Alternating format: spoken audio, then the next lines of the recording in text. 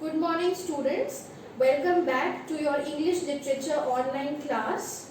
Today I will be teaching you a story from this storybook, that is Animal Stories by Ruskin Bond, and the name of the story is The Chameleon with an Attitude. So let's start.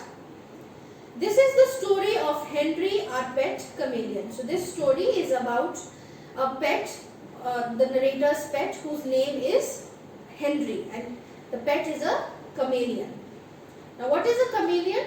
Chameleons are in a class by themselves and are no ordinary reptiles. They are easily distinguished from their nearest relatives, the lizards, by certain outstanding characteristics. Now, chameleons are lizards with some special characteristics, and these characteristics helps them to be different from lizards. Okay. A chameleon's tongue is as long as its body. Now, the tongue of the chameleon is as long as its body, and on its head is a rigid crest which looks like a fireman's helmet. Now the head of a chameleon is so stiff and rigid that it looks like as if the chameleon is wearing a fireman helmet. You must have seen in the movies that these firefighters and the firemen, they wear a helmet. So the head of the chameleon is so like that, like as if the chameleon is wearing a fireman's helmet. Its limbs are long and slender, and its toes are more developed than those of other reptiles. Now the limbs means the legs and the arms of the chameleon are very long, and the toes are more developed than any other reptile. Henry's most remarkable feature were his eyes. They were not beautiful, but his left eye was quite independent of his right, and he could move one without disturbing the other. Now the narrator says that Henry, the chameleon's most remarkable, outstanding feature was his eyes. What was so remarkable about the chameleon's eyes was that the eyes were not beautiful, but his left eye could function. The eye had the ability to move without disturbing the other eye. This gave him a horrible squint. Each eyeball, raised out of his head, wobbled up and down, backwards and forwards, quite independently of its partner. Unlike humans, reptiles do not have binocular vision. They do not see an object with both eyes at once. Now we humans, we have a binocular vision. Binocular vision means a vision in which both eyes are used together, right? We use both our eyes to see an object at once. But the chameleons, they do not have a binocular vision. They can watch an object with one eye also, and the other eye can remain at its position without functioning. So this was one of the remarkable features of the chameleon, that they do not have binocular visions like humans. Whenever I visited Henry, he would treat me with great caution, sitting perfectly still on his perch with his back to me.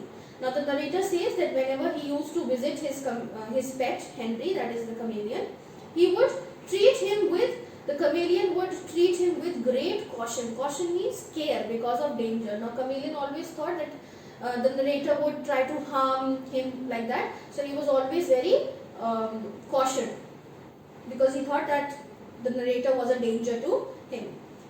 So, and the chameleon used to, whenever the narrator visited, Henry would sit on his perch. Perch means a pole or a rod, and his back would be towards the narrator.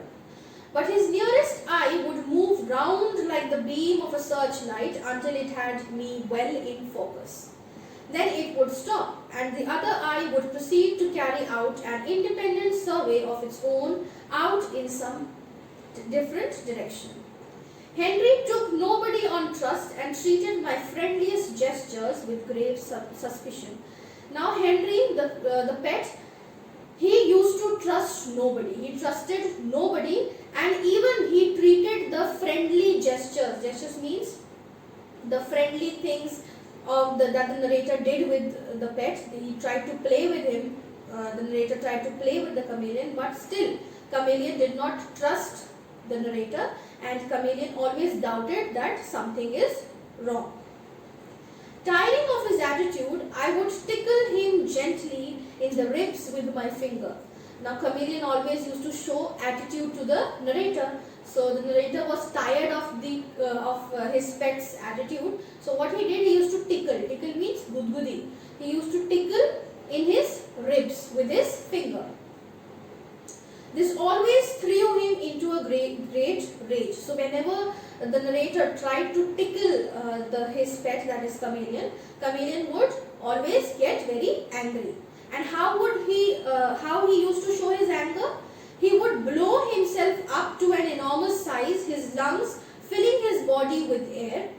He would sit up on his hind legs, swaying from side to side, hoping to overawe me with his increased dimensions. So whenever the chameleon was angry, what he used to do, he used to blow, he used to take in a lot of air, and his body used to fill up, his lungs used to fill up with air. And then when he took in so much air in his body, he used to swell up.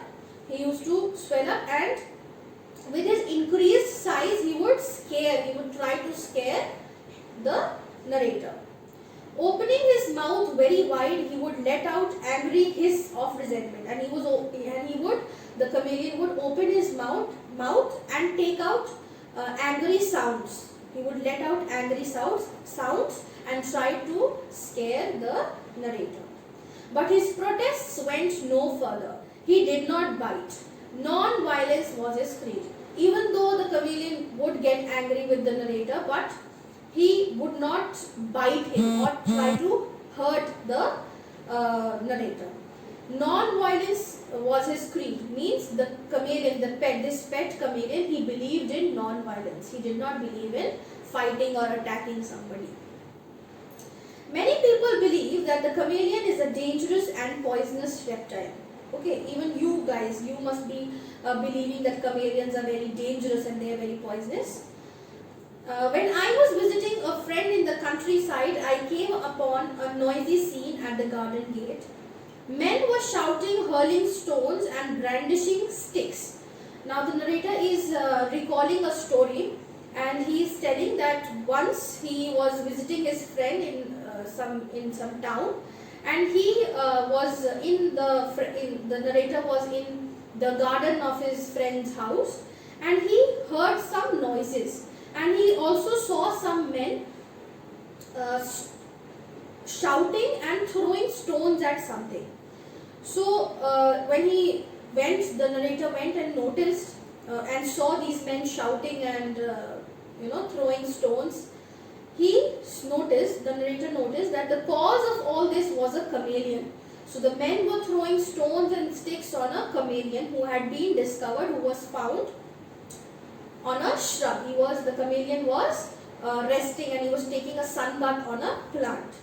So the gardener declared that it was capable of poisoning people at a distance of 20 feet, and as a result the entire household had risen in arms. Now there was a chameleon in the garden, and the chameleon was resting on a plant, and the chameleon was taking a sun bath, and the gardener of that garden told the people or the family members that this chameleon is very poisonous and he could poison people at a distance of from 20 feet. He could poison people. So the people and the house, all the family members got very scared, so they started throwing stones and sticks on that chameleon. I was in time to save the chameleon from certain death, and I brought the little reptile home. That was how Henry came to live with us. Now the narrator says that he was there when all this was happening, and so what he did, he saved that chameleon from those people, and he brought that chameleon to his home. And that chameleon was Henry, who was now the narrator's pet.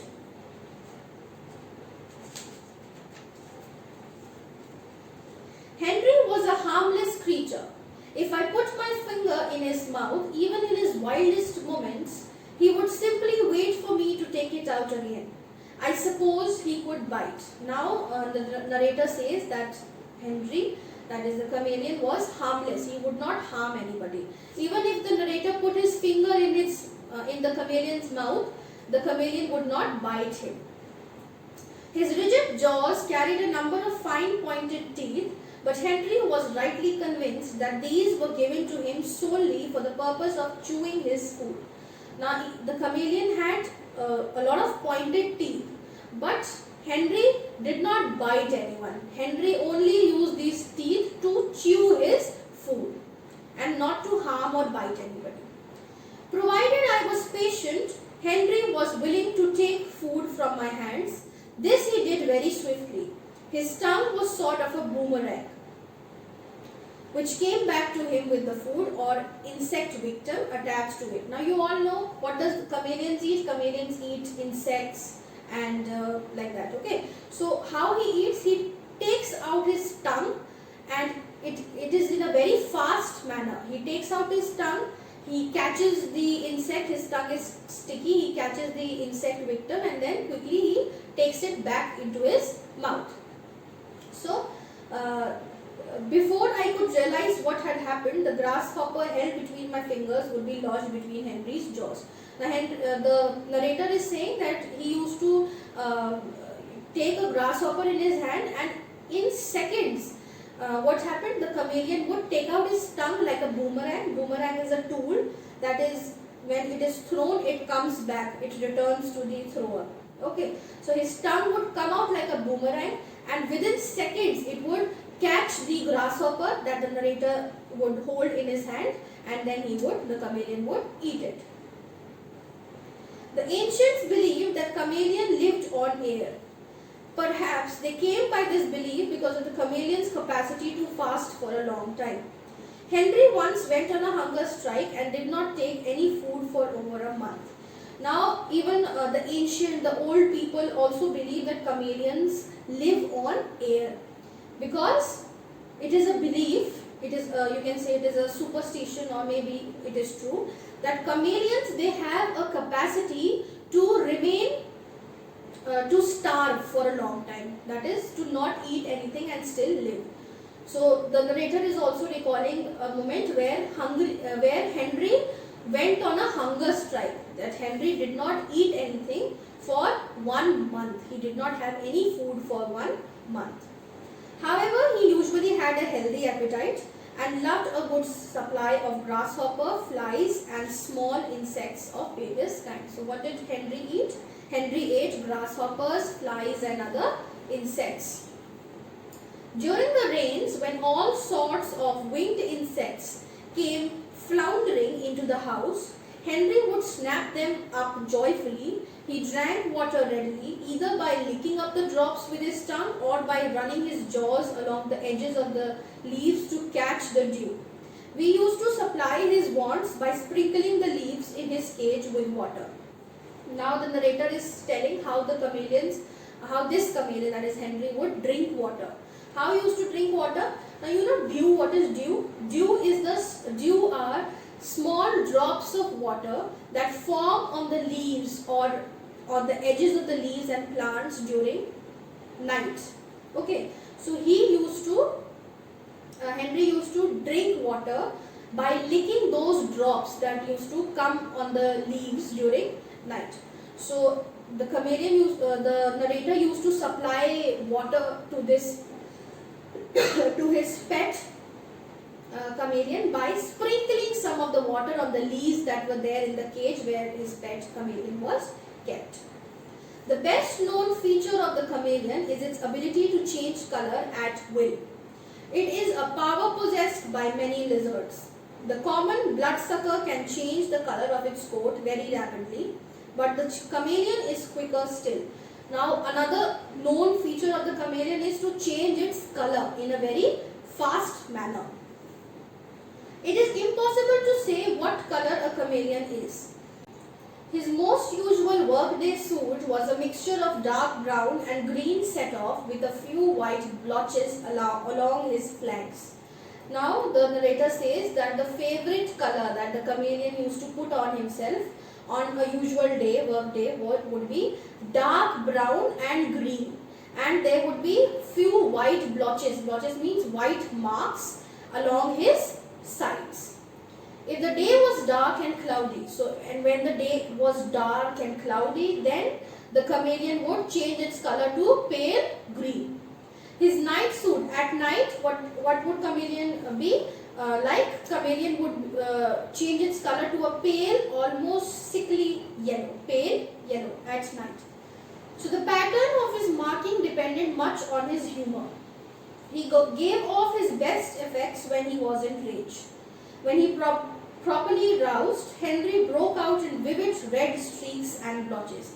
And when Henry used to be angry, then he would change his color into red. He would appear as if the color would be in red lines and blotches. Blotches means spots. The belief that a chameleon adapts its color to its immediate surroundings is true only to a limited extent. Now, what we all say, we say that chameleons adapt its color on the surroundings where he is, right? If we say that if chameleon is sitting on a leaf, then chameleon would turn green. It is true, but only to some extent. It is not fully true. Henry would keep to a dark, almost black livery. Now, Henry would remain dark, almost black in color, even when surrounded by foliage of a tender green. So now the narrator is saying, even if Henry would be on a green vegetation, then too his color would not turn into green, he would remain in a dark black color. You can certainly disbelieve the story of a chameleon who, when placed on a Scotsman's tartan, burst himself in a brave attempt to copy its brilliant hues.